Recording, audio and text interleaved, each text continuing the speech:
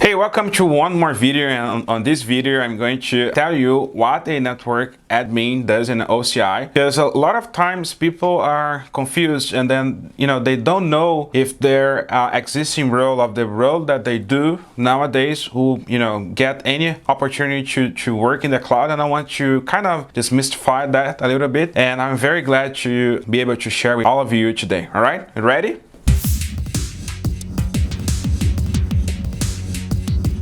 All right, perfect. Before we get started, please go ahead and subscribe yourself in our channel if it is your first time in here. Welcome to our channel. And also, if you don't follow us yet on Instagram, please go ahead and follow us in there. It is the Cloud Bootcamp.English. That's gonna be awesome to have all of you over there. All right, so let's jump into the content now. And as I told you, today we are going to cover what a network administrator does in the Oracle Cloud infrastructure or in the cloud space. It doesn't need to be in an Oracle Cloud infrastructure itself. Those concepts I'm going to share with you, those will apply to any cloud provider, right? The reality is that the network administrator role is a very critical role, and then it perfectly applies to the cloud space as well, right? And that's exactly what I wanted to show you today. Because if you think about that, in the on-premises data centers, in the on-premises environment, and the traditional data centers that we are used to work nowadays, the network admin is a very critical person or role that needs to make sure that the communication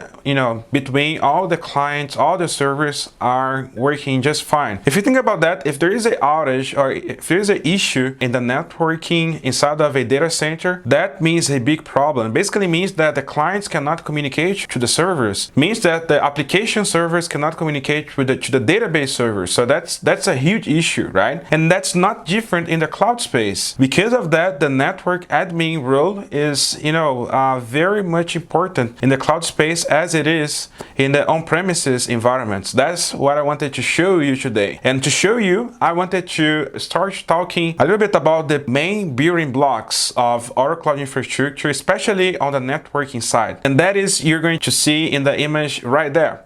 Okay, cool. As you can see in the image, so basically we have the region, the Oracle Cloud Infrastructure region, the main rectangle, as you can see, and inside of the region, you have the availability domains. You can think about the availability domains as it would be like a data center, one or more data centers that compose a availability domain in Oracle Cloud Infrastructure. In the availability domain, of course, you would have your instances, like, for example, virtual machines or database service or whatever it is, right? Something that you deployed in the cloud that you want to put your workload and run your applications, your databases, and so on and so forth. But before we jump into the instance itself, I wanted to just highlight a little bit on the VCNs. If you look at these kind of dotted lines, orange dotted lines, which says VCN, it is a virtual cloud network. And as the name says, right, it is like a virtual network in the cloud. You as a network admin, you would be responsible for managing the virtual cloud network in the Oracle Cloud Infrastructure space. Or if you're managing the cloud for any other cloud provider, you would have the same concept in there as well, right? And the VCN is literally that. It's a virtual cloud where you can assign a starter block, a IP spacing for you to put your workloads, right?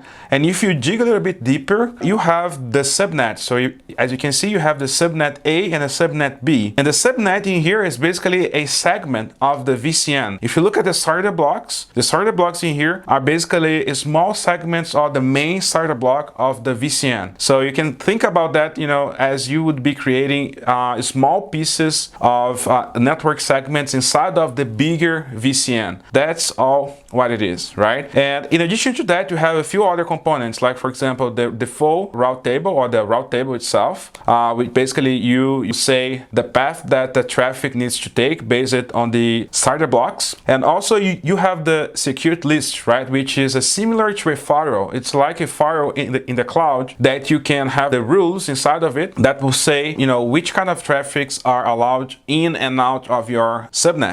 And not only that, in addition to that, you have a few gateways in here as well, right? That is a simplified version of a networking architecture. But in this architecture in here, we can see two different gateways. One is the dynamic routing gateway, the DRG, which basically will allow the communication between the VCN, your resources in the VCN, and the resources in your on-premises data centers to communicate with each other. And in addition to that, you have the internet gateway, right? Which is going to give you a path so that your instances can reach the internet, and so that also the clients in the internet can reach your instances, right? If you think about that in a very simple architecture where you have a web server running Apache, for example, in the port 80. So if you want to expose that port 80 to the internet, you need to allow the traffic on the port 80 through the security lists and rules. And of course, you also need to allow those instances to be accessed from the internet through some kind of path, right? And that path is the internet gateway, right?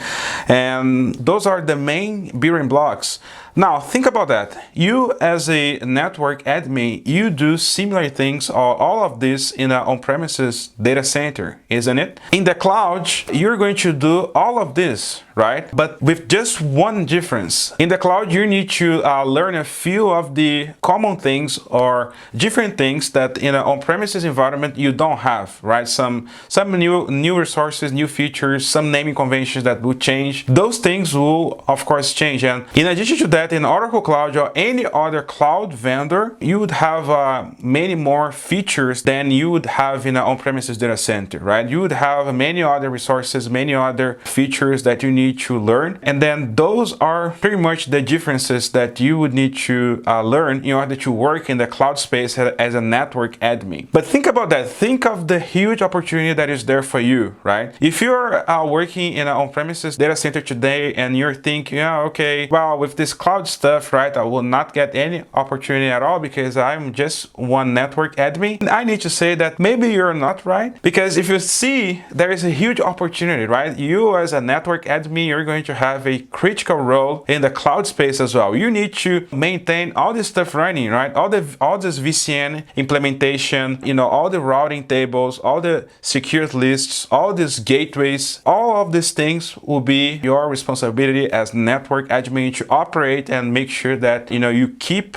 your company property and resources safe in the cloud. So that's pretty awesome. That's a huge opportunity, right? And not only that, if you think about the multi-cloud space, that is a huge trend of the companies. Companies will not use just a single cloud provider, right? There might be some workloads running on other cloud infrastructure and some workloads running in other cloud providers. As a network admin, you're going to be responsible to connect those two clouds, right? I don't know if you know, but Oracle Cloud Infrastructure recently announced a partnership with Microsoft Azure. That's basically a way that you have to interconnect two different cloud providers like you would do in a local data center with very little latency, right, between them. You as a network admin, you would be responsible to make this connectivity to work, right? You would need to be responsible for this planning to make sure that those resources can talk to each other. So think about the huge opportunity that is there for you, not only for professional growth, but for learning as well. You can learn a lot with these things, right? I just wanted to,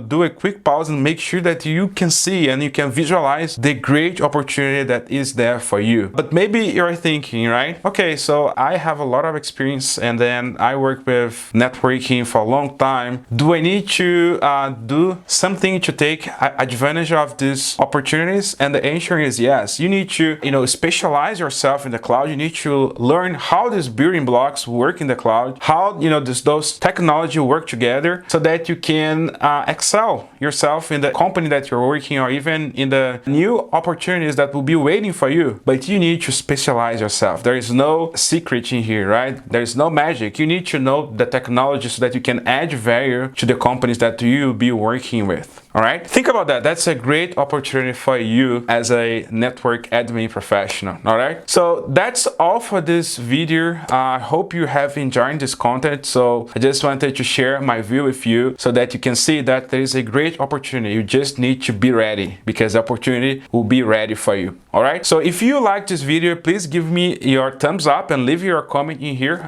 down below. Let me know if you are a network admin and then you're already working in the cloud space. I want to know. If you're working in the cloud space, please let me know which cloud provider you're working with. And also, if you know some, network admin that needs to watch this video, please go ahead and share this link with at least 3 of them so that they know that there is a great opportunity waiting for them in the cloud space as well. All right. I hope you have enjoyed this video and I hope to see you in the next one.